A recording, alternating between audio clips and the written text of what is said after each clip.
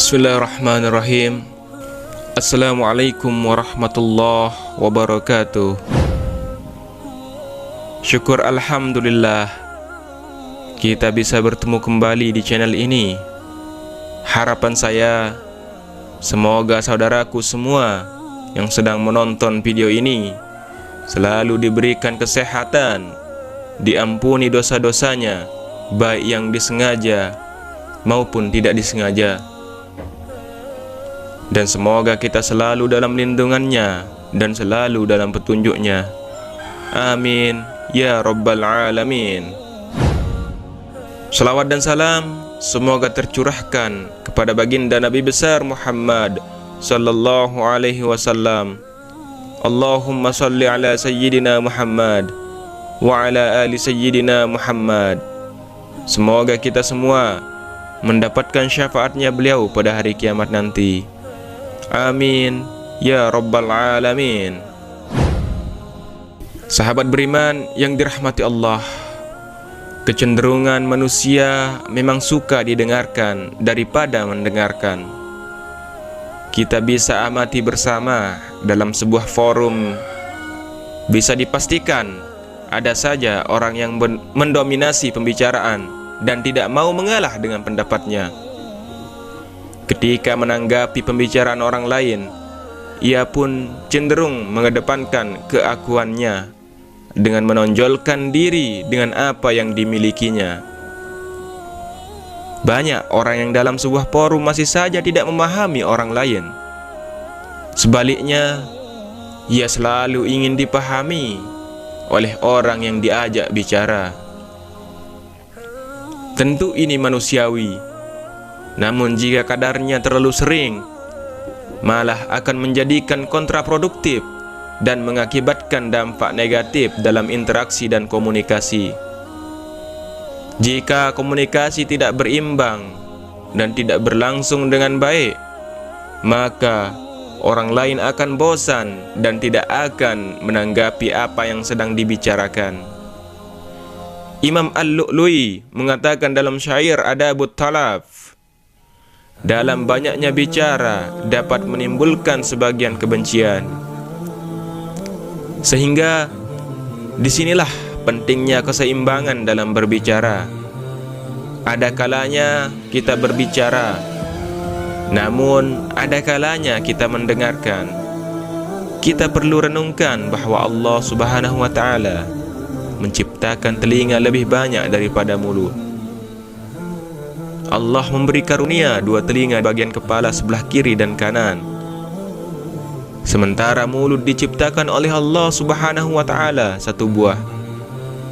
Hal ini sebenarnya memiliki hikmah yang mendalam, bahwa kita diingatkan untuk lebih banyak mendengar daripada banyak berbicara.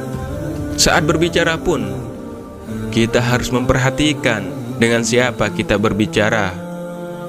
Kita harus bisa memahami gerak-gerik, karakter, tingkat pemahaman dari orang yang diajak berbicara, dan mengedepankan akhlakul karimah, tidak sombong dan tidak membangga-banggakan diri. Kita juga diingatkan untuk selalu introspeksi terhadap kekurangan diri dan menanggalkan sikap senang mengoreksi kekurangan-kekurangan orang lain. Dalam kitab Syifa Al-Safwah, Imam Ibnu Jauzi mencatat sebuah riwayat tentang Imam Bakar bin Abdullah Al-Muzani yang menyampaikan 4 pesan mendalam. Ketika kamu melihat orang yang lebih tua darimu, katakanlah pada dirimu sendiri, orang ini telah mendahuluiku dengan iman dan amal soleh, maka dia lebih baik dariku. Ketika kau melihat orang yang lebih muda darimu, katakanlah, aku telah mendahuluinya melakukan dosa dan maksiat, maka dia lebih baik dariku. Ketika kau melihat teman-temanmu memuliakan dan menghormatimu, katakanlah, ini karena kualitas kebajikan yang mereka miliki. Ketika kau melihat mereka kurang memuliakanmu, katakan, ini karena dosa yang telah kulakukan. Dari riwayat ini, kita diajarkan untuk introspeksi diri dan menilai diri sendiri yang sebelum menilai orang lain. Bisa jadi yang menilai tidak lebih baik dari yang dinilai. Kita diajarkan untuk berbaik sangka, husnuzan, sebagai jalan pembuka pendewasaan spiritual dan menghadirkan pahala dari Allah Subhanahu wa taala. Sahabat beriman yang dirahmati Allah, terkait dengan komunikasi Rasulullah sallallahu alaihi wasallam pun telah mengingatkan umat Islam untuk memiliki tata krama dan etika. Dalam hadisnya, kita diingatkan untuk benar-benar berpikir matang pada apa yang akan kita ucapkan. Kita harus mempertimbangkan manfaat serta mudarat, keuntungan dan kerugian, serta apakah akan berdampak negatif atau positif. Dalam hadisnya Rasulullah SAW bersabda, siapapun yang beriman kepada Allah dan hari akhir, maka hendaklah dia mengucapkan perkataan yang baik atau diam. Hadis riwayat Bukhari dan Muslim. Lisan kita ibarat pisau yang bermanfaat jika digunakan untuk hal-hal yang baik, namun sebaliknya akan membawa bencana jika digunakan dengan tidak bijak. Bukan hanya melukai diri sendiri, namun bisa melukai orang lain. Bukan hanya luka yang bisa sembuh dalam waktu pendek, namun luka dalam hati yang bisa saja terus bersemayam dalam hati. Rasulullah SAW mengingatkan dalam hadisnya, mayoritas kesalahan anak Adam adalah pada lidahnya. Hadis riwayat Tabrani. Rasulullah SAW juga mengingatkan, bertakwalah kalian dimanapun kalian berada, iringilah keburukan dengan kebaikan, yang mana itu bisa menghapusnya, dan pergaulilah orang-orang dengan akhlak yang baik. Hadis riwayat At-Tirmizi.